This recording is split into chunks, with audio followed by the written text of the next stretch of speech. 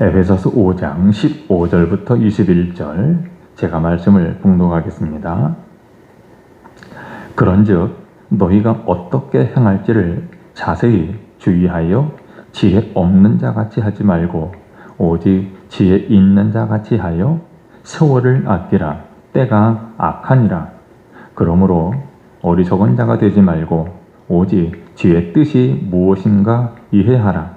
술 취하지 말라. 이는 방탕한 것이니 오직 성령으로 충만함을 받으라.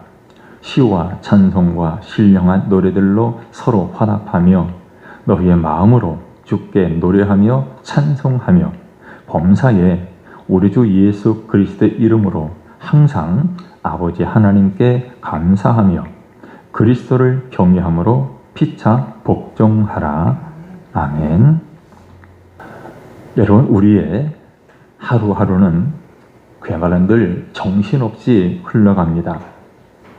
아침에 눈을 떠서 분주하게 움직이다 보면 어느새 저녁이 되고 하루를 제대로 돌아볼 틈도 없이 고단함만 남을 때가 많습니다. 해야 할 일들은 계속 쌓이고 마음의 여유는 점점 사라져갑니다. 그러다 보니 참 감사해야 할 일들이 곁에 있어도 감사의 일들을 쉽게 놓쳐버리고 오히려 걱정과 불평이 나올 때가 많습니다. 바로 이런 일상 속에서 오늘 사도 바울의 말씀이 우리의 마음을 두드립니다. 세월을 아끼라. 때가 악하니라 라고 말씀해요. 자, 오늘 본문의 말씀이 되는 에베소서는 사도 바울이 로마 감옥에 갇혀 있을 때 에베소 교회 성도들에게 보낸 편지입니다. 감옥에서 보낸 편지라고 해서 옥중서신이라고 부르죠. 바울이 이 로마 감옥에 갇히게 된 근본적인 이유가 무엇입니까? 사도 바울은 주 예수의 은혜로 구원받고 사도가 되었습니다. 그래서 그는 유대인들에게 열심히 복음을 전했습니다. 뿐만 아니라 이방인들에게까지도 열심으로 복음을 전했습니다.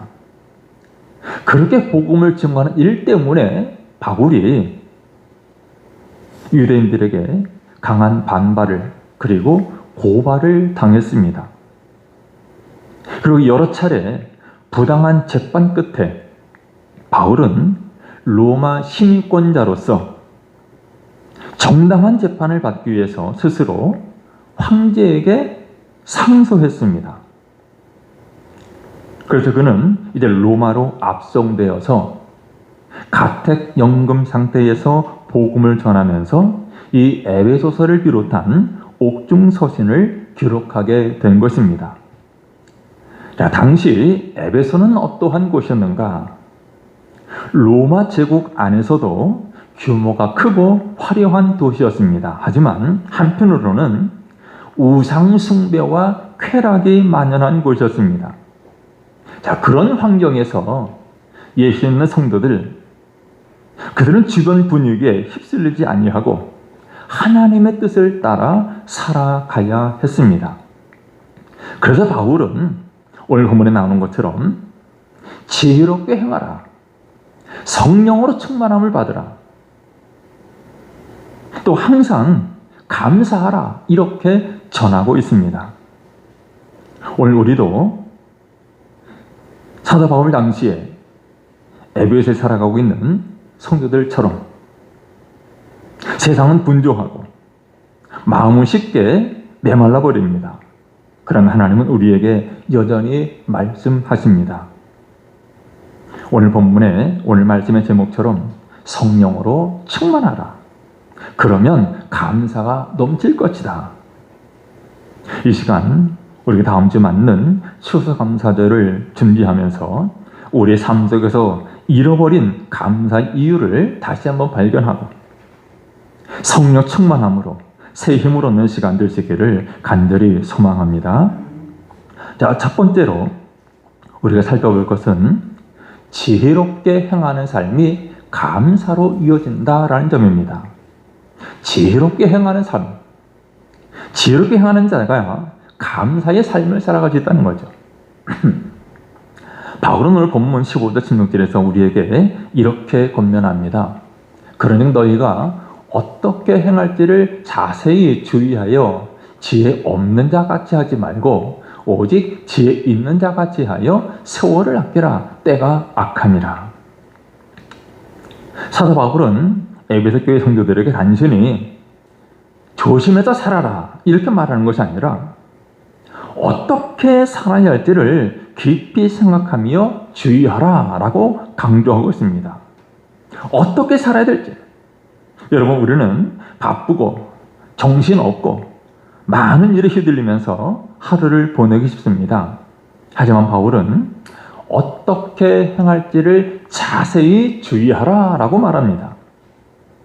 무슨 말입니까? 하루하루를 그냥 보내지 말고 하나님 앞에서 어떻게 사는 것이 옳은지 끊임없이 점검하라라는 것이죠. 어떻게 하는 것이 하나님 앞에 옳게 사는 것인가 끊임없이 점검해야 돼요. 또 바울은 단순히 착하게 살아라 라고 하지 않습니다. 착하게 사는 것보다 지혜롭게 살라고 말합니다. 지혜롭게. 여기 말하는 지혜는 세상적인 지혜가 아니라 하나님께서 주신 시간, 그 시간을 바르게 사용하고 하나님의 뜻을 분별하며 사는 지혜입니다.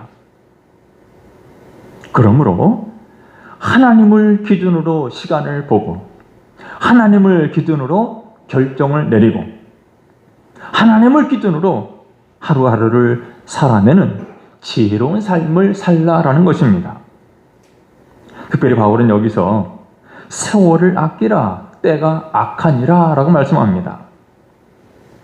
세월을 아끼라, 이 말은 단순히 시간을 아껴 쓰라, 시간을 전략하라 그런 뜻이 아니라 하나님께서 주시는 그 소중한 순간, 그 소중한 기회를 놓치지 말고 붙잡으라 라는 의미입니다.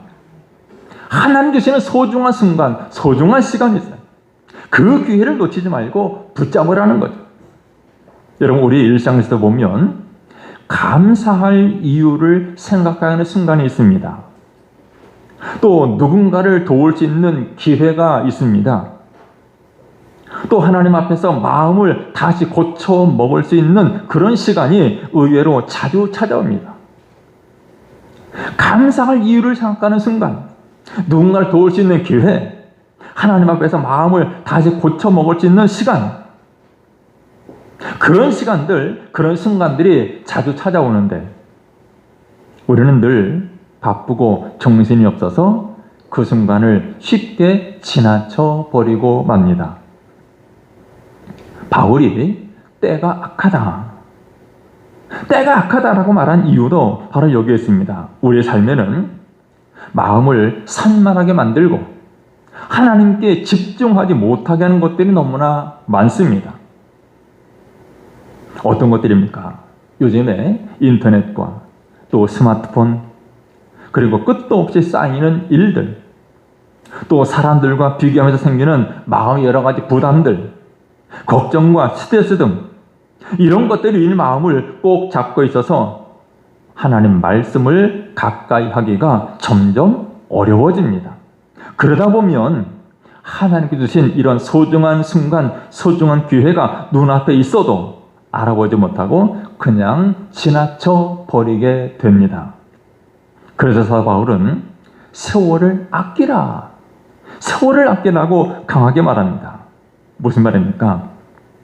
하나님 주시는 그 소중한 시간, 소중한 순간들을 허투루 흘러보내지 말고 믿음으로 붙들라라는 것이죠. 하나님은 그 시간을 통해서 우리를 깨닫게 하시고 또 우리를 돌이키게 하시고 우리에게 감사의 마음을 회복하게 하십니다. 바쁜 일상 속에서도 잠시 멈추어서 하나님을 바라보는 것, 그것이 바로 세월을 아끼는 삶입니다. 그리고 바울은 결론처럼 말하죠. 17절에 보면 그러므로 어리석은 자가 되지 말고 오직 주의 뜻이 무엇인가 이해하라라고 말합니다. 어리석은 자가 되지 말라. 여러분, 누가 어리석은 사람입니까? 어리석은 사람은 단순히 머리가 나쁜 사람이 아닙니다. 하나님의 뜻을 묻지 아니하고 자기 마음대로 사는 사람, 바로 그 사람이 어리석은 사람입니다.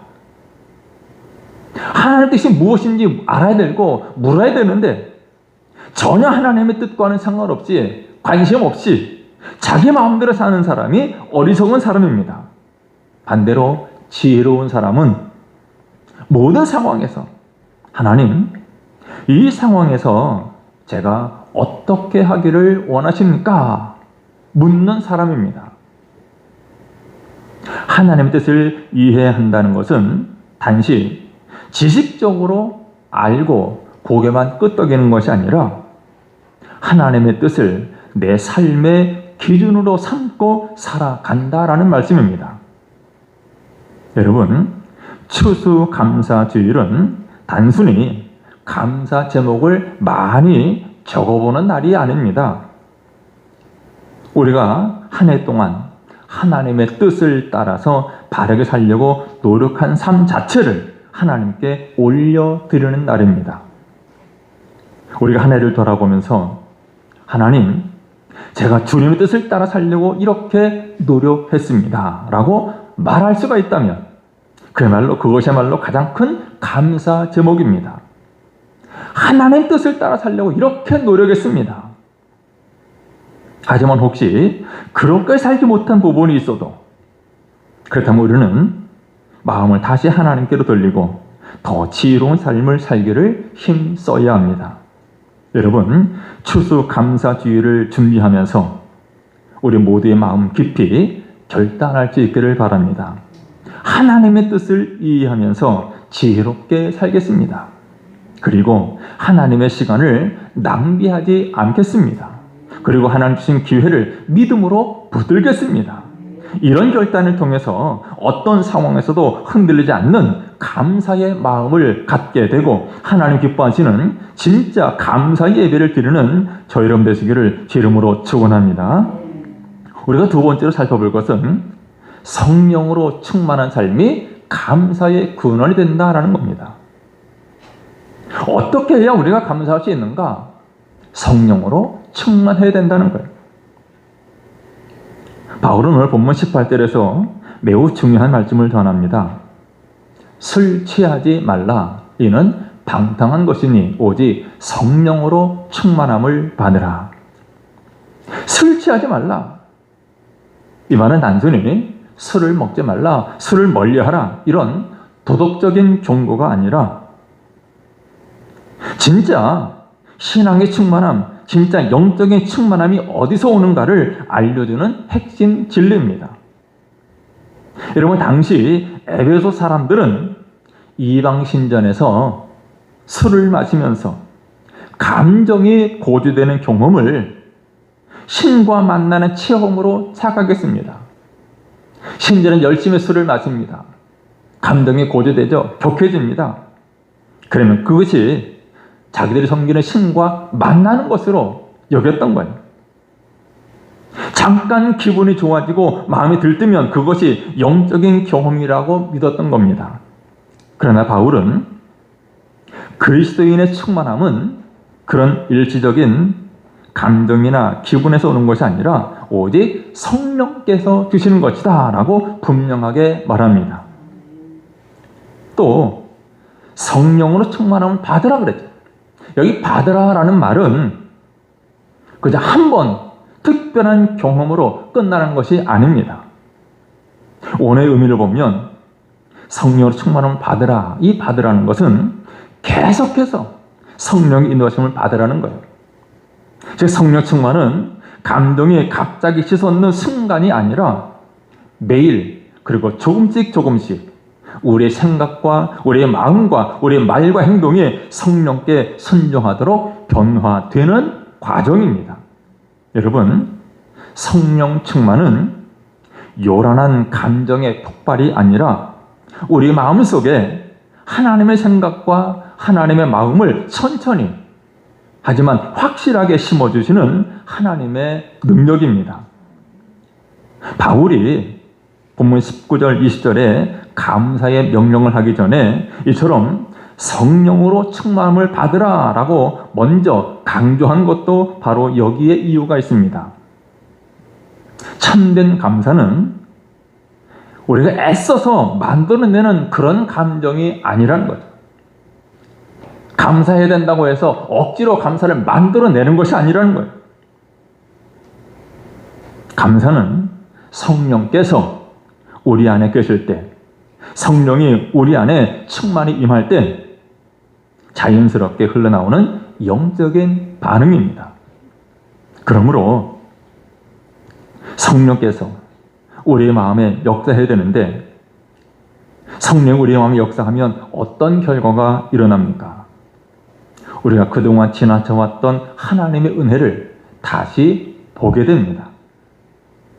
너무나 익숙해서 당연하게 여겼던 일상 속의 작은 은혜들이 사실은 얼마나 소중한지 깨닫게 되는 거죠. 왜냐하면 성령께서 우리의 관점을 바꾸어 주시기 때문입니다. 상황은 그대로입니다. 달라진 것은 없습니다. 하지만 그 상황을 바라보는 우리의 눈이 달라집니다. 힘든 일을 만났을 때도 불평하기보다 하나님을 신뢰하는 마음이 생기고, 문제만 보이던 자리에서 하나님께서 결국 이루실 선한 계획을 바라보게 됩니다. 언제? 성령께서 우리의 마음에 역사하실 때. 그래서 성령으로 채워진 사람, 성령으로 충만한 사람에게서 자연스럽게 감사가 흘러나오는 것입니다. 그래서 감사는 성령 충만이 우리 안에서 일어나고 있다는, 우리 안에 성령이 충만하다는 분명한 표시입니다. 그러면 여러분, 추수감사주일을 준비하는 것은 단순히 감사 제목을 억지로 찾는 것이 아닙니다. 감사는 우리가 힘써서 찾아내는 것이 아니라 성령 안에서 보게 되는 것입니다. 성령이 충만하면 감사의 일들이 무엇인가를 깨닫게 돼요. 세상의 방식으로 마음을 채우려고 하면 할수록 감사는 더 멀어집니다. 세상의 만족은 잠깐뿐이고 계속 더 많은 것들을 원하게 만들고 결국 우리가 이미 받은 은혜를 보지 못하게 만들어요. 그러나 성령께서 우리 안에 충만하게 역사하시면, 성령께서 우리의 눈을 열어서 이미 주어진 은혜가 얼마나 큰지를 보게 되고, 원망을 감사로, 불만을 찬양으로 바꾸어 주십니다. 이것이 성령 충만의 능력입니다. 성령이 충만하면 하나님께서 우리의 눈을 열어주시고 바꾸어 주십니다. 이미 받은 은혜가 무엇인지 깨닫게 되고, 원망보다 감사, 불평보다 찬양이 더 많아지는 삶을 살게 됩니다. 그러므로 추수감사주일을 준비하는 이번 주간에는 무엇보다도 성령의 다스리심을 구하는 마음, 성령의 충만함을 구하는 마음이 필요합니다. 억지로 감사하려고 애쓰기보다 조용히 하나님 앞에 나아가서, 하나님, 오늘 제 마음 성령으로 채워 주옵소서. 주님의 마음, 주님의 시선으로 보게 해 주옵소서. 주님의 마음 느끼게 해 주옵소서. 기도할 때 우리 마음속에서 감사의 샘물이 차오르게 될 것입니다. 여러분, 성령 충만 사모하시기를 바랍니다. 성령으로 충만할 때 우리의 추수감사주일 예배는 더 이상 형식적인 절기가 아니라 하나님이 기뻐하시는 참된 감사의 예배가 될 것입니다. 여러분, 감사의 근원은 오직 성령께 있습니다. 여러분의 삶이 성령으로 충만해서 감사가 넘쳐 흐르는 삶이 되시기를 기름으로 축원합니다. 세 번째 우리가 살펴볼 것은 성령 충만한 공동체입니다. 성령 충만한 공동체, 성령 충만한 교회가 감사가 넘치게 된다는 거죠. 오늘 보면 19절 21절에서 바울은 성령 충만함의 열매가 공동체 안에서 어떻게 드러나는지를 분명하게 보여줍니다. 바울은 성령 충만한 사람은 그저 혼자 조용히 영적으로 충만함을 누리고 끝나는 존재가 아니라 반드시 공동체 안에서 그 충만함이 드러난다라고 말합니다. 그래서 그는 19절에서 이렇게 말하죠. 시와 찬송과 신령한 노래들로 서로 화답하며 그랬어요. 서로 화답하라. 그래서 단순히 노래를 부르는 것이 아니죠. 하나님을 향한 기쁨과 감사가 공동체 안에, 교회 안에 자연스럽게 흘러 넘치는 분위기를 말합니다.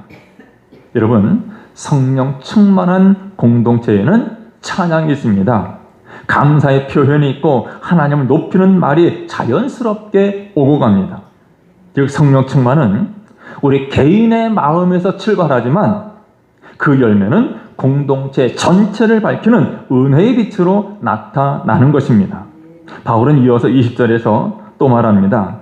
범사에 우리 주 예수 그리스도의 이름으로 항상 아버지 하나님께 감사하라 그랬어요. 범사에 감사하라. 항상 감사하라. 여기 범사라는 표현, 여러분, 감사는 상황에 따라서 들쑥날쑥한 그런 감정이 아니라 삶 전체를 관통하는 우리 신앙의 태도입니다. 감사는 기분이 좋을 때만 하는 것이 아니라 하나님이 언제나 선하시고 하나님이 언제나 신실하심을 믿기 때문에 드리는 그런 고백이 감사입니다. 그래서 성령 충만한 사람은 어떤 상황 속에서도 감사할 이유를 찾고 공동체 안에서 그 감사의 고백이 서로의 믿음을 붙들어 주게 됩니다. 또한 바울은 성령 충만한 공동체의 세 번째 모습으로 21절에서 그리스도를 경외함으로 피차 복종하라라고 말합니다. 성령 충만한 공동체는 이처럼 피차 복종하는 삶을 살아가요. 이 복종이라는 말은 자칫 일방적인 순종처럼 들릴 수 있지만 바울이 말한 이 복종은 서로를 먼저 배려하고 서로를 섬기고 서로를 존중하는 상호적인 복종을 의미합니다. 감사의 마음을 가진 사람은 자연스럽게 관계를 세우고 갈등을 줄이는 방향으로 움직입니다. 감사가 있는 사람은 자기 권리만 주장하지 않습니다. 오히려 상대를 존중하고 세워줍니다. 공동체를 위해서 자신을 낮출 줄 아는 넉넉한 마음을 갖게 됩니다. 그래서 성령 충만한 공동체는 사랑과 존중이 흐르고 불필요한 갈등이 사라지고 서로를 위로하고 세우는 영적인 분위기가 형성됩니다. 여러분, 그렇다면 오늘 이 말씀을 오늘 우리의 공동체, 우리의 교회와 우리의 삶에 적용해 봐야 합니다. 추수감사절을 앞두고 우리가 점검해야 될 것은 단순히 나는 감사하고 있는가? 이런 개인적인 질문에 그쳐서는 안 됩니다. 나아가서 우리 교회는 감사가 흘러넘치는 공동체인가? 질문을 던져야 합니다. 내가 속한 교회, 내가 속한 공동체, 과연 감사가 흘러넘치고 있는가? 교회 안에서 감사의 말이 얼마나 자주 들리는지, 서로를 향한 격려와 칭찬이 얼마나 풍성한지, 또 예배 안에서 찬양과 기쁨이 마음 깊은 곳에서 자연스럽게 흘러나오는지를 돌아보아야 합니다. 성령 충만한 공동체에는 불평보다 감사가 많고 비판하는 것보다 위로가 많고 무관심보다 사랑이 더 크게 역사합니다. 여러분, 감사는 공동체를 건강하게 만드는 강력한 힘입니다. 어떤 공동체가 강한 공동체인가? 감사가 넘치는 공동체입니다. 감사가 있는 공동체는 서로를 귀하게 여기고 서로의 삶을 격려하고 공동체 전체가 단단해집니다. 하지만 감사가 사라지면 공동체는 점점 메말라가고 사소한 갈등이 쉽게 생기고 결국 관계가 균열되고 맙니다. 그러므로 감사는 단순한 덕목이 아니라 공동체를 세우는 영적인 산소와도 같습니다. 추수감사절을 앞둔 지금 우리는 다시 마음을 하나로 모아야 합니다. 교회 안에서 감사의 표현을 회복하고 서로를 향한 따뜻한 격려와 이해를 더 넓혀 가야 됩니다. 작은 실수나 오해에 마음을 빼앗기기보다 서로를 세워주고 돕는 데 마음을 두어야 합니다. 성령께서 우리 안에 감사의 마음을 일으켜 주시면 그 감사는 관계를 회복시키고 공동체 전체를 변화시키는 놀라운 힘이 됩니다. 여러분, 감사는 우리 개인의 마음만 살리는 것이 아니라 공동체 전체를 건강하게 채우는 은혜입니다. 그러므로 우리 교회가 성령으로 충만해서 감사가 넘치고 사랑이 흐르고 서로를 세우는 말과 행동이 가득한 공동체가 되기를 간절히 소망합니다. 이제 말씀을 정리합니다. 여러분, 우리의 신앙은 결국 어디에서 시작되고 어디로 흘러가야 합니까? 바로 성령 충만에서 시작되어서 감사 충만으로 흘러가야 합니다. 성령으로 충만해지면 우리가 세상을 바라보는 눈이 달라지고 성령으로 충만해지면 마음이 서글어지고 삶의 방향도 바뀝니다. 그렇게 되면 감사는 그저 억지로 만들어내는 감정이 아니라 자연스럽게 흘러나오는 은혜의 열매가 됩니다. 성령께서 우리 안에 충만하게 임하시면 부족한 상황 속에서도 감사할 이유가 보이고 흔들리는 상황 속에서도 하나님을 믿고 의지하는 마음이 자라나게 됩니다. 바로 그 감사가 우리 개인을 변화시키고 우리 가정을 변화시키고 교회 공동체까지 새롭게 합니다. 이제 추수감사절을 앞두고 우리는 다시 한번 결단할 수 있기를 바랍니다. 성령으로 충만해서 감사로 충만한 삶을 살겠습니다. 이 한 가지 결단이 우리 삶을 바꾸고 우리의 가정을 변화시키고 우리 교회를 더 성숙하고 아름답게 세우는 능력이 될 것입니다.